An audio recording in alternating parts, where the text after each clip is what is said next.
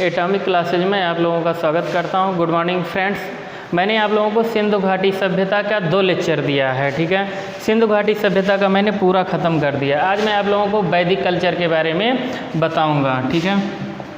चलो, आर्य शब्द जो है ये संस्कृत भाषा से लिया गया है। वैदिक कल्चर में हम आर्यों का कल्चर पढ़ेंगे। आर्य शब्द जो है ये संस्कृत भाषा से लिया गया है। इनके द्वारा जो फॉलो किया गया कल्चर है, अपनाई गई जो संस्कृत है, वो पूरी संस्कृत वैदिक सभ्यता कहलाती है। हम वैदिक सभ्यता को पढ़ने के लिए इसे 2 पार्ट में डिवाइड कर देते हैं। एक आता है ऋग वैदिक काल और दूसरा उत्तर वैदिक काल। ऋग वैदिक काल में ऋग्वेद की रचना हुई है, इसलिए ये सबसे प्राचीन वेद है। ये सबसे प्राचीन वेद है, आप लोग याद रखेंगे इसको। ऋग्वेद सबसे प्राचीन वेद है क्योंकि इस वेद की रचना सबसे पहले हुई है। इसका जो सेशन है टाइम वो 1500 से 1000 ईसा पूर्व। उसके बाद जो उत्तर वैदिक काल में वेद 3 लिखे गए, सामवेद, यजुर्वेद और अथर्ववेद। इनके जो पुरोहित मतलब जो पंडित जो इनका वाचन करते हैं, ऋग्वेद के पुरोहित होता कहलाते हैं, सामवेद के पुरोहित उद्गाता और यजुर्वेद के पुरोहित अध्वर्यु तथा अथर्ववेद के पुरोहित ब्रह्मा कहलाते हैं। अब हम लोग इसमें ऋग्वेद के बारे में पढ़ेंगे। देखो, मैंने बताया ऋग्वेद के जो पुरोहित होते हैं, ऋग्वेद के पुरोहित होता कहलाते हैं। ऋग्वेद के पुरोहित होता कहलाते हैं। ऋग्वेद को 10 मंडल में डिवाइड किया गया है। ऋग्वेद को 10 मंडल में डिवाइड किया गया है। इसमें 1028 सूक्तियाँ हैं। 1028 सूक्तियाँ हैं तथा कुल मंत्रों की संख्या 10,580 तथा अलग अलग किताबों में ये जो है 10,462 भी मिलता है। ऋग्वेद में अगला पॉइंट हो जाएगा कृषि संबंधी जानकारी। ऋग्वेद में कृषि संबंधी जानकारी जो है ये 4थे मंडल में मिलती है। कृषि संबंधी जानकारी 4थे मंडल में मिलती है। ये सब ऋग्वेद का है, ठीक है। अगला पॉइंट हो जाएगा गायत्री मंत्र। गायत्री मंत्र जो है विश्वामित्र के द्वारा लिखा गया है। किसके द्वारा? विश्वामित्र के द्वारा लिखा गया है। इसका उल्लेख जो है 3रे मंडल में, किस मंडल में है? 3रे मंडल में है। तथा इसमें अगला पॉइंट हो जाएगा 10वें मंडल के पुरुष सूक्ति में, 10वें मंडल के पुरुष सूक्ति में जो है चतुस्वर्ण पुरुष सूक्ति। चतुस्वर्ण मतलब जो 4 प्रकार के वर्ण डिवाइड किए गए हैं, ब्राह्मण, क्षत्रिय,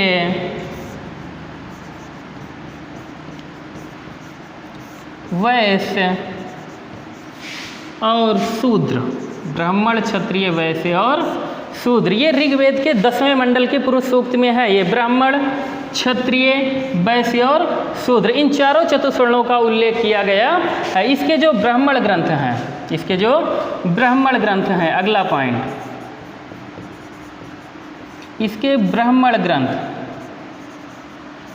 ऐत्रेय एवं कौशितकी। इसके ब्राह्मण ग्रंथ जो हैं वो ऐत्रेय और कौशितकी, ऐत्रेय और कौशितकी, ये हो जाएगा, ठीक है। और इसमें ऐत्रेय ब्राह्मण में जो है जनपद एवं राजस्व यज्ञों का उल्लेख किया गया है। ये ऐत्रेय ब्राह्मण में, ठीक है। ऐत्रेय ब्राह्मण में जनपद एवं राजस्व यज्ञ, जनपद एवं राजस्व यज्ञ का उल्लेख किया गया है। अब ऋग्वेद के बाद आता है सामवेद। हम सामवेद के बारे में पढ़ेंगे। सामवेद के जो पुरोहित होते हैं वो उद्गाता कहलाते हैं। क्या कहलाते हैं? उद्गाता कहलाते हैं। सर्वप्रथम संगीत के 7 स्वरों की जानकारी, सर्वप्रथम संगीत के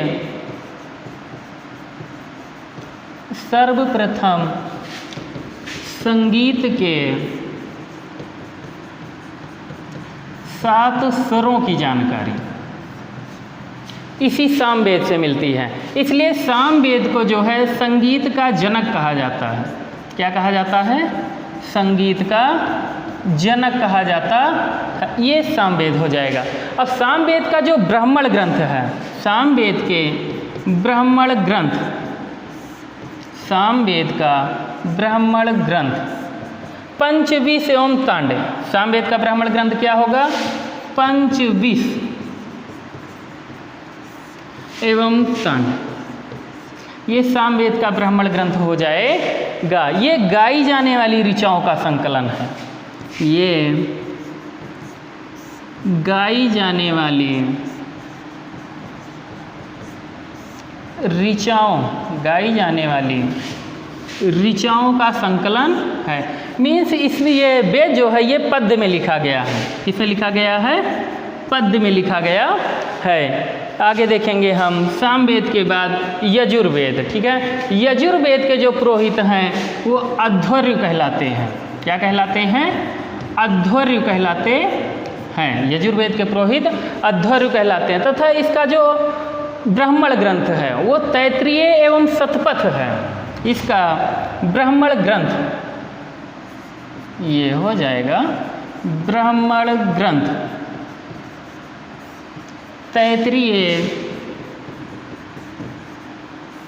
एवं शतपथ, तैत्तिरीय एवं शतपथ। और इसमें शतपथ ब्राह्मण ग्रंथ में जो है कृषि एवं सिंचाई, शतपथ ब्राह्मण ग्रंथ में कृषि एवं सिंचाई का सर्वप्रथम उल्लेख मिलता है। कृषि एवं सिंचाई का सर्वप्रथम उल्लेख मिलता है। इसका जो उपवेद है, इसका जो उपवेद है यजुर्वेद का, ठीक है, इसका उपवेद जो है धनुर्वेद हो जाएगा। क्या हो जाएगा? धनुर्वेद हो जाएगा। इसमें जो मंत्र दिए गए हैं वो मंत्र जो है अनुष्ठान, कर्मकांड और यज्ञ संबंधी मंत्र हैं। जो मंत्र हैं वो अनुष्ठान,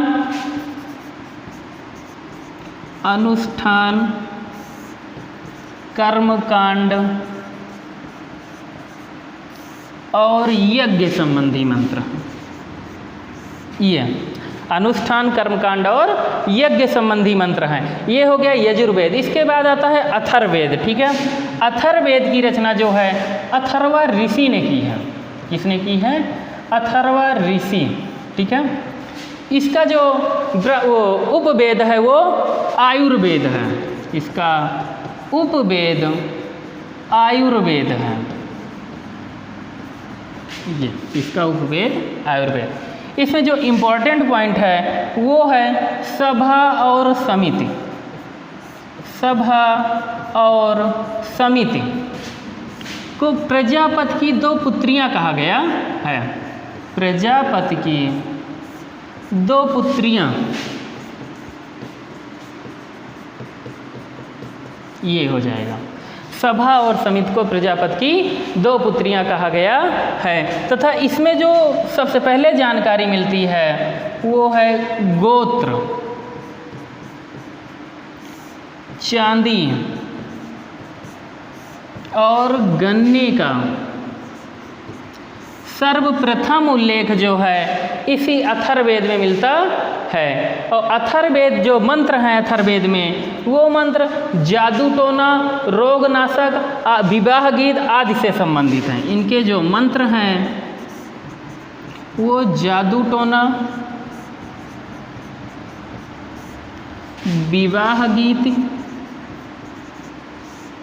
और रोगनाशक मंत्रों से संबंधित हैं। देखो,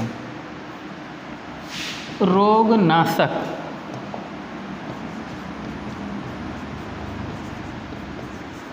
ये हो गया। ठीक है, ये पूरा अथर्ववेद हो गया। जितने भी इम्पोर्टेंट पॉइंट थे ये इसमें हो गए। ठीक है, अब हम देखेंगे जो है इसमें, एक मिनट, सामवेद। सामवेद का जो गंधर्व वेद था वो सामवेद का जो उपवेद है, सामवेद का उपवेद ये गंधर्व वेद है। सामवेद का उपवेद गंधर्व वेद है। तथा ऋग्वेद का जो उपवेद है, किसका? ऋग्वेद का उपवेद। ये ऋग्वेद का उपवेद जो है वो अथर्ववेद है। ऋग्वेद का उपवेद अथर्ववेद है। आप लोग याद रखिएगा इसको, ठीक है। ये हो गया पूरा वैदिक सभ्यता। वैदिक सभ्यता में 4 वेद हैं, ठीक है। 4 वेदों की रचना हुई है पूरे वैदिक कल्चर में, ऋग्वेद, सामवेद और यजुर्वेद तथा अथर्ववेद। ये पूरा हो गया, ठीक है। ये फर्स्ट लेक्चर है वैदिक कल्चर पे। इसका जो सेकेंड लेक्चर है, इसमें जो इम्पोर्टेंट पॉइंट है, ठीक है, ये इसको अगले लेक्चर में दिया जाएगा आप लोगों को, लेकिन ये लेक्चर आप लोग पूरा देखेंगे। इसके पहले सिंधु घाटी सभ्यता है, आप लोग उसको भी देखिए। किसी भी प्रकार की कोई कमी चैनल में दिखती है या कंटेंट में दिखती है, आप लोग कमेंट करके ज़रूर बताएं, और चैनल को शेयर, सब्सक्राइब और लाइक अवश्य करें।